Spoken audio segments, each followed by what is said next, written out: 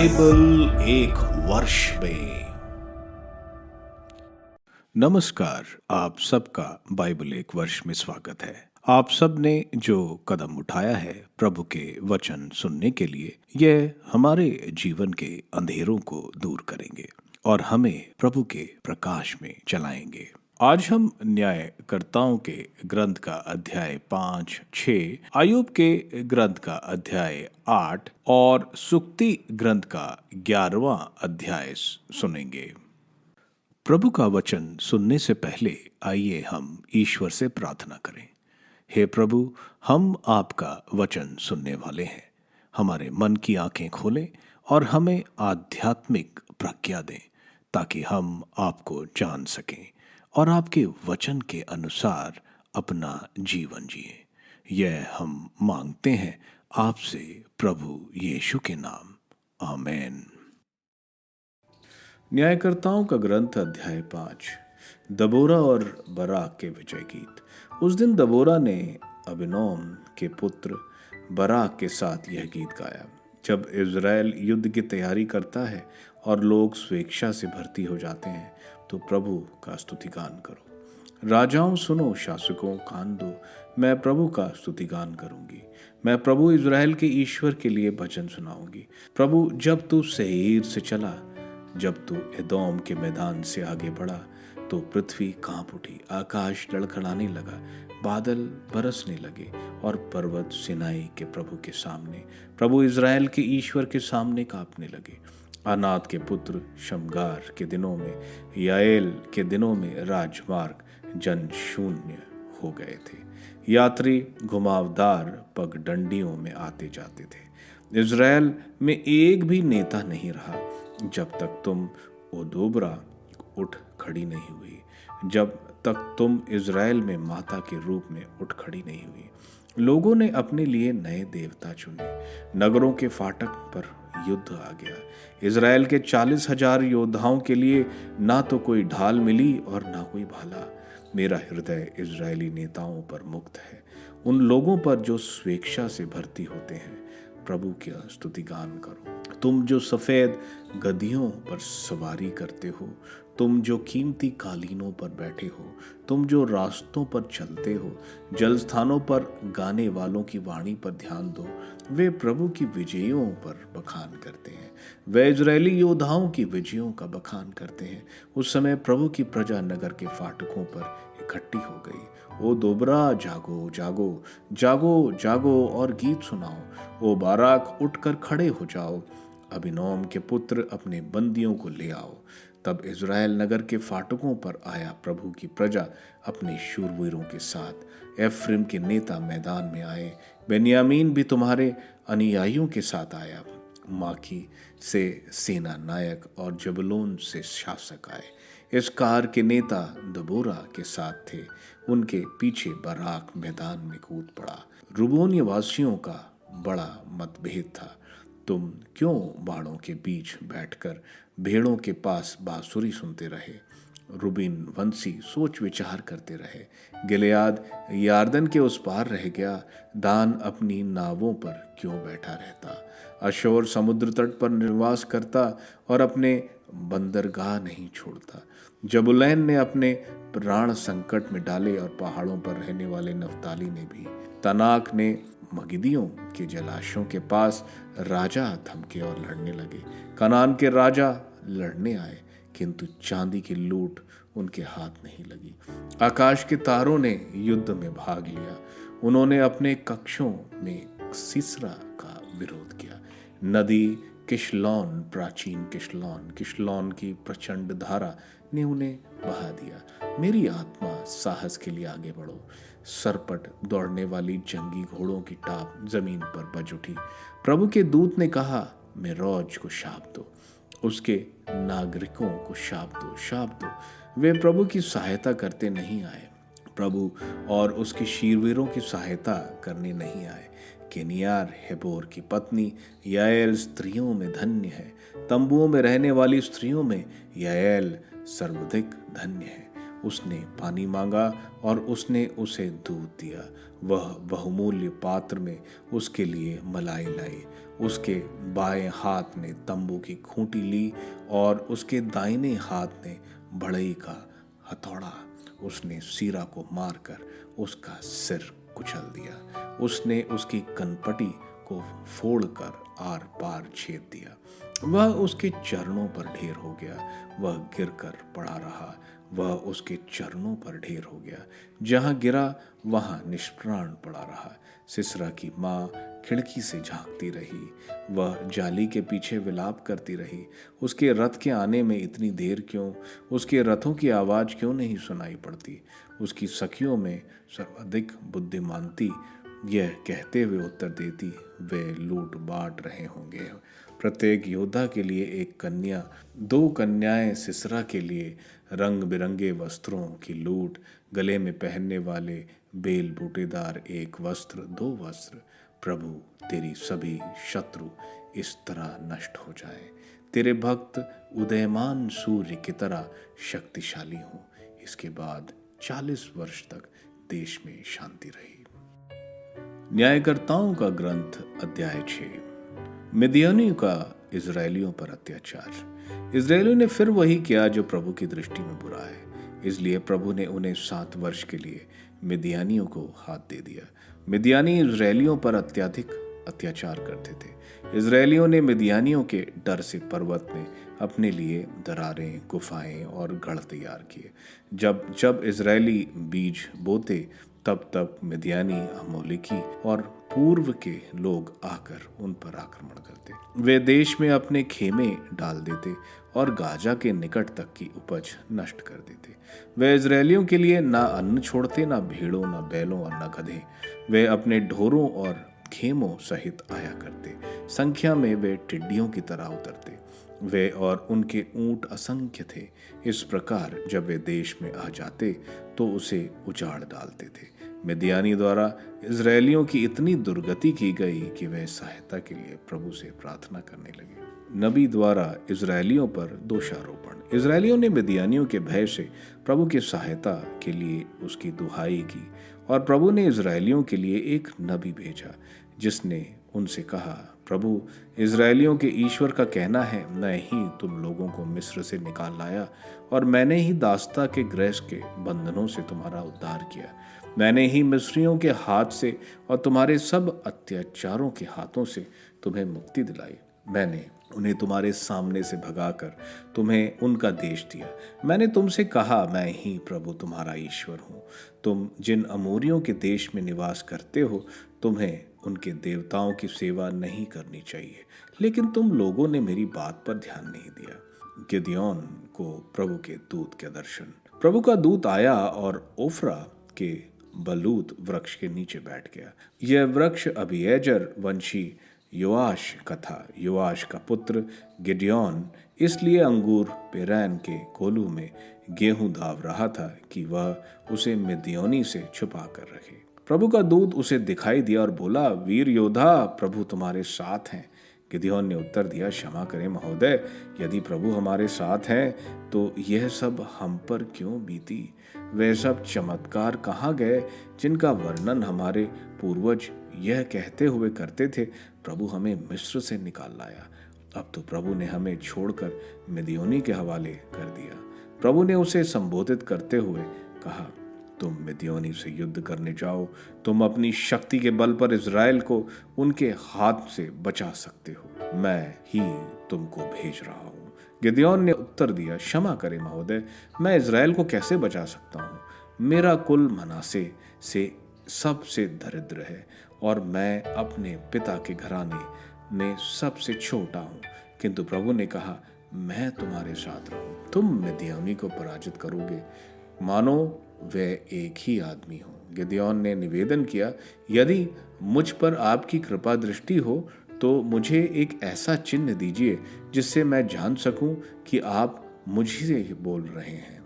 आप कृपया यहाँ से तब तक ना जाएं जब तक मैं आपके पास ना लौटाऊं। मैं अपना चढ़ावा लेकर आऊँगा और आपके सामने रखूँगा।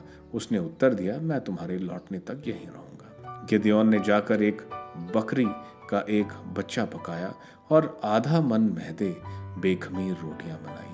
उसने एक टोकरी में मांस रखा और एक पात्र में शोरबा उड़ेला। फिर उसने इन्हें ले जाकर बलूत के नीचे स्वर्गदूत के सामने रख दिया। प्रभु के दूत ने उससे कहा, मांस और रोटियां वहां चट्टान पर रखो और उन पर शोरबा उड़ेल दो। उसने यही किया।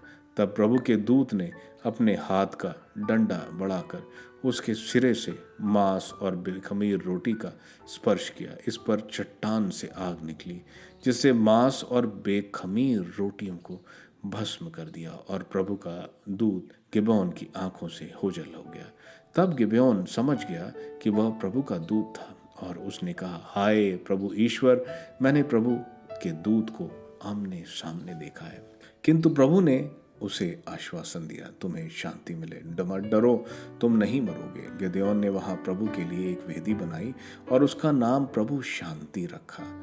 वह अबीएजर के वंशों के ओफ्रा में आज तक विद्यमान है।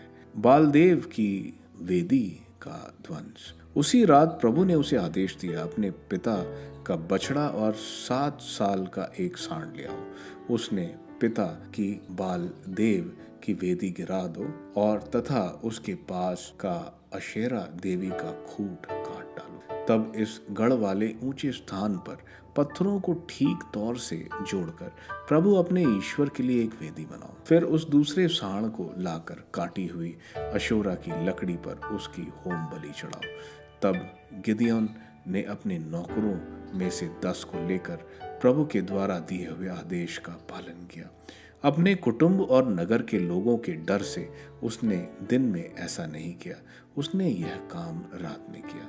दूसरे दिन सवेरे जब नगर के लोग उठे तो उन्होंने देखा कि बाल देव की वेदी गिरा दी गई है और उसके पास का अशेरा देवी का खूंट काट दिया गया है, और नई बनाई हुई वेदी पर दूसरे सांड की बलि की गई है। वे एक दूसरे से कहने लगे, ये किसने यह काम किया? पूछताछ करने पर उन्हें मालूम हुआ कि योआश के पुत्र गिदोन ने यह किया था। नगर के लोगों ने योआश से कहा, अपने बेटे को हमारे हवाले कर दो। बाल देव की वेदी ढहाने और उसके पास का अशोरा देव का खूंट काटने के कारण उसका वध किया जाएगा। परंतु योआश ने अपने सामने खड़े लोगों से कहा, क्या तुम बाल देव का पक्ष लेने आए? क्या तुम बाल देव की रक्षा करने आए?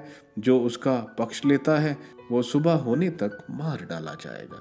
यदि बाल सचमुच देवता है तो वह अपने पक्ष में बोले, क्योंकि गिदोन ने उसकी वेदी गिरा दी है। इसलिए उस दिन से गिदोन का नाम यरुब्बाबेल पड़ गया। इसका अर्थ है बाल ही उसके विरुद्ध लड़े, क्योंकि उसने उसकी वेदी तोड़ डाली थी। गिदोन द्वारा सैन्य संगठन। अब मिद्यानी, अमलेकी और पूर्व के लोग एकत्र हुए और उन्होंने यारदन पर एजिएल के मैदान पर पड़ाव डाला। प्रभु की प्रेरणा से गिदोन ने नरसिंगा बजाया और अबीएजर वंशियों को अपना साथ देने के लिए बुलाया। उसने सारे मनासे प्रांत में दूत भेजकर उन्हें भी अपने साथ देने के लिए कहला भेजा। फिर उसने अशौर, जबलून और नप्ताली के लोगों को बुलाया, वे भी आकर उनसे मिले।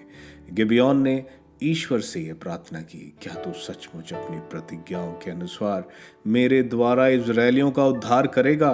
देख, मैं यह ऊनी खाल खलियान में रख देता हूँ। यदि केवल इस खाल पर ओस पड़ेगी और आसपास की भूमि सूखी रहेगी तो मुझे विश्वास हो जाएगा कि तू अपनी प्रतिज्ञा के अनुसार मेरे द्वारा इजरायलियों को मुक्ति दिलाएगा।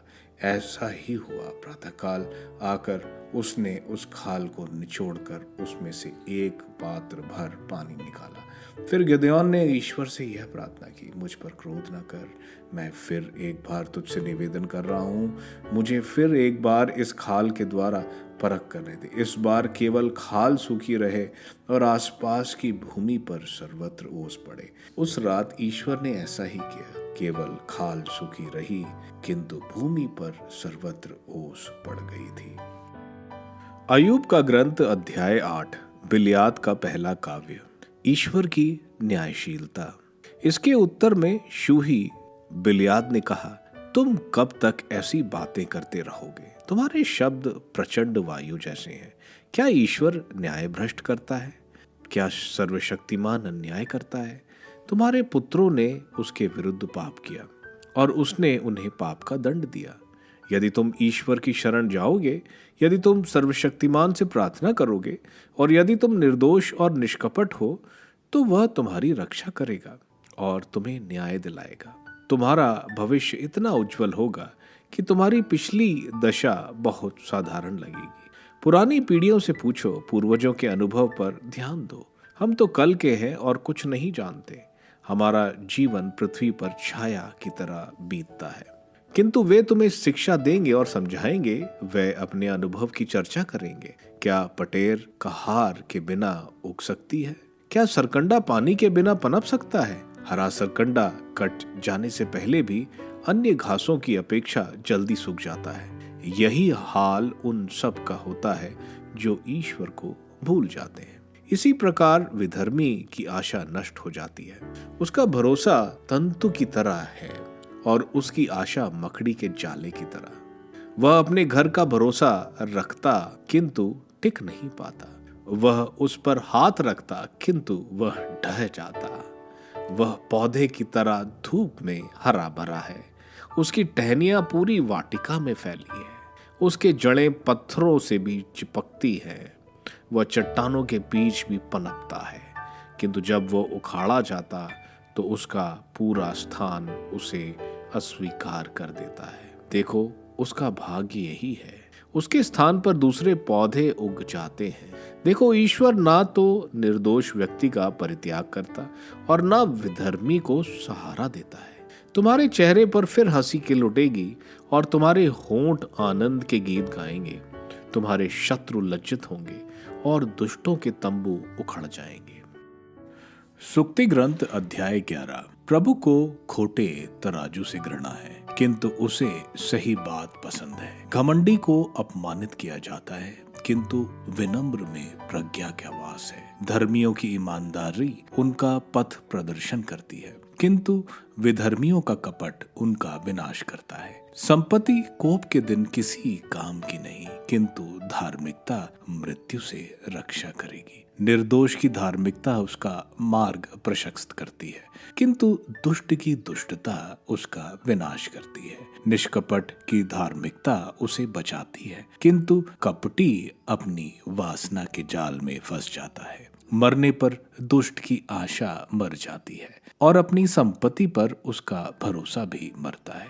धर्मी संकट से मुक्त है, वह विधर्मी के सिर पर पड़ता है। विधर्मी अपनी बातों से अपने पड़ोसी का विनाश करता है, किंतु धर्मी अपने ज्ञान द्वारा बच जाते हैं। धर्मियों की उन्नति पर नगर आनंद मनाता है, किंतु दुष्टों के विनाश पर लोग जय जयकार करते हैं। धर्मियों के आशीर्वाद से नगर की उन्नति होती है, किंतु दुष्टों के दुर्वचनों से वह नष्ट हो जाता है। जो भी अपने पड़ोसी को तुच्छ समझता है वह मूर्ख है, किंतु समझदार व्यक्ति मौन रहता है। गपी गुप्त बातें प्रकट करता है, किंतु विश्वासी उन्हें छिपाए रखता है। नेतृत्व के अभाव में राष्ट्र नष्ट हो जाता है, किंतु परम दार्शताओं की भारी संख्या में कल्याण है। जो अपरिचित को जमानत देता है वह हानि उठाएगा और उत्तरदायित्व अस्वीकार करने वाला झंझट से बचता है। सहृदय नारी का सम्मान होता है और परिश्रमी व्यक्ति को धन प्राप्त होता है। जो दूसरों पर कृपा करता है वह अपना हितकारी है, किंतु निर्दय अपनी ही हानि करता है। दुष्ट की कमाई विश्वसनीय नहीं होती, किंतु जो न्याय बोता उसे सच्चा प्रतिफल मिलेगा। धार्मिकता जीवन की ओर ले जाती है, किंतु बुराई करने वाला मृत्यु की ओर बढ़ता है। प्रभु को कपटी हृदयों से घृणा है, किंतु वह निर्दोषों पर प्रसन्न है। दुष्ट को अंत में निश्चय ही दंड मिलेगा, किंतु धर्मियों का वंश बना रहेगा। नासमझ स्त्री का सौंदर्य सुअर के नूथन में सोने का नथ है। धर्मियों के भाग्य में कल्याण बधा है, किंतु विधर्मियों के भाग्य में प्रभु का क्रोध लिखा है। जो उदारता से दान देता वह और धनवान बनता है, जो कृपाणता से देता वह दरिद्र बनता है। उदार व्यक्ति संपन्न होता जाता है, जो दूसरों को पिलाता उसे भी पिलाया जाएगा। लोग अनाज के जमाखोर को कोसते हैं और अनाज बेचने वाले को आशीर्वाद देते हैं।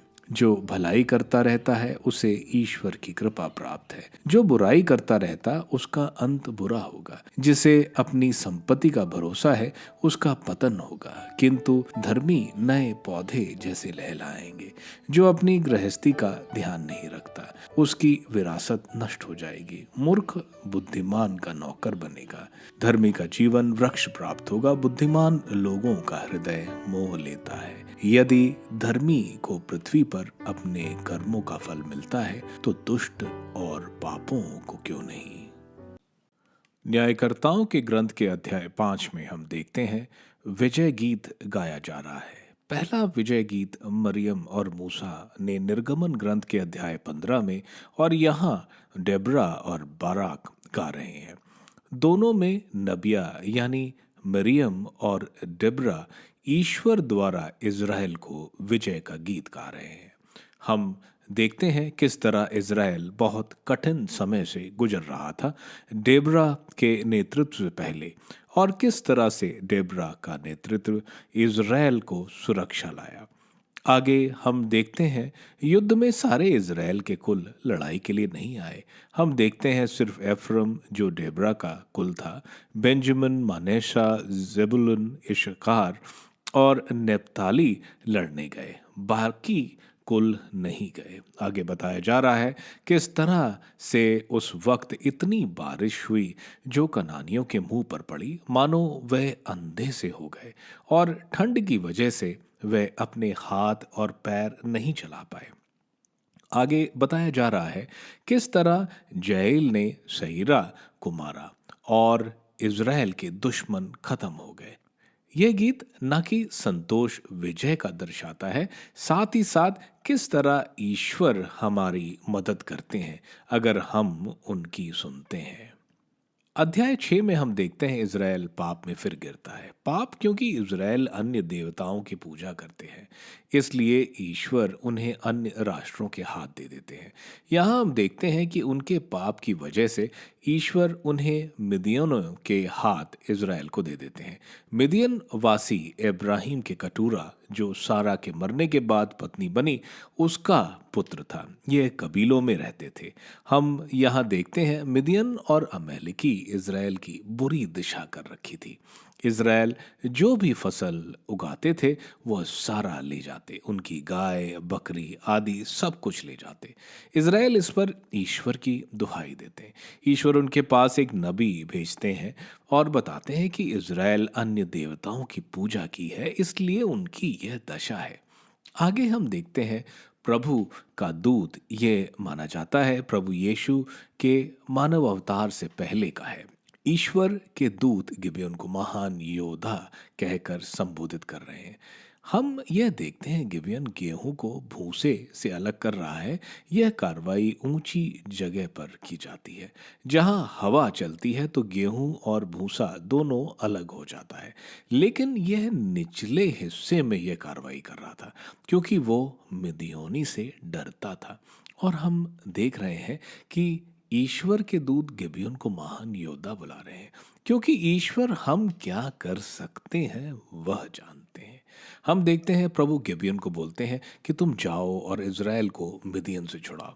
गिबेयोन कहता है मैं तो छोटा और मेरा कुल तो कमजोर है। इस पर प्रभु बोलते हैं प्रभु गिबेयोन के साथ रहेंगे। गिबेयोन विश्वास नहीं करता, जब वो मांस और रोटी लाता तो प्रभु भस्म कर देते हैं। इस पर गिबेयोन समझ जाता है कि वे ईश्वर के दूत हैं, वह मर जाएगा क्योंकि उसने ईश्वर के दूत को देखा। इस पर प्रभु बोलते हैं कि तुम नहीं मरोगे। हम देखते हैं प्रभु बोलते हैं गिबेयोन को बाल देवता की वेदी जो गिबेयोन के पिता ने बनाई थी उसको गिरा दो। यानी गिबेयोन के पिता खुद बाल देवता की पूजा करते थे। ये कितने ईश्वर से दूर हो गए थे। गिबेयोन बाल देवता की वेदी गिराता है और जो वेदी प्रभु के लिए बनाई थी उस पर बलि चढ़ाता है। यह देखकर मिदियन और अमेलेकी जज़रैल की घाटी पर डेरा डालते हैं इसका बदला चुकाने। गिबेयोन ईश्वर पर विश्वास नहीं करता और 2 बार चिन्ह मांगता है। दोनों बार उसको ऊन में पानी और दूसरी बार ऊन में पानी का ना होना दिखाते हैं कि ईश्वर गिबेयोन के साथ है और इज़राइल को छुटकारा दिलाएंगे। अय्यूब के ग्रंथ के अध्याय 8 में हम देखते हैं बिल्दाद जो अय्यूब का दूसरा मित्र था, जो पिछले 7 दिन तक कुछ नहीं बोला, वो बोलता है कि अगर तुम्हारे बच्चों ने पाप किया है तो उन्हें उसकी सजा मिली है। अब तुम अगर ईश्वर की तरफ मुड़ोगे और माफी मांगोगे तो ईश्वर तुम्हें बचा लेंगे। हम देखते हैं वो कह जो रहा है वो तो सही है, लेकिन अय्यूब ने तो कुछ गलत नहीं किया। प्रकृति की चीजें बताई जा रही हैं, जैसे बिना जल पौधा कैसे उगेगा, वैसे ही बिना ईश्वर के मनुष्य खत्म हो जाता है। यहाँ अय्यूब को पाप को सही यानी क्षमा मांगने की बात कर रहा है, लेकिन अय्यूब तो ईश्वर की नज़र में निर्दोष है। इसलिए सत्य को बिना जाने हमें किसी के खिलाफ कोई इल्जाम नहीं लगाना चाहिए। सुक्ति ग्रंथ का अध्याय 11 हमें याद दिला रहा है कि धार्मिकता, प्रज्ञा और विनम्रता हमें अनगिनत वरदान देंगे। हमें बताया जा रहा है कि दुष्टता, घमंड और मूर्खता हमेशा विनाश की तरफ ले जाएंगे। यह अध्याय आह्वान कर रहा है ईमानदारी, विवेक और दयालुता, जो उस मनुष्य को ही नहीं बल्कि पूरे समुदाय को मदद करेगी।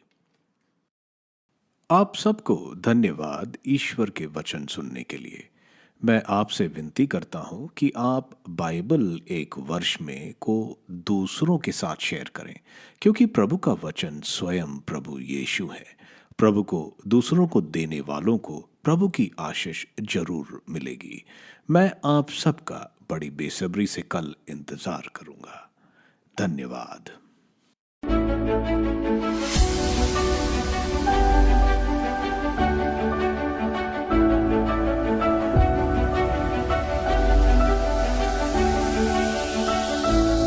बाइबल एक वर्ष में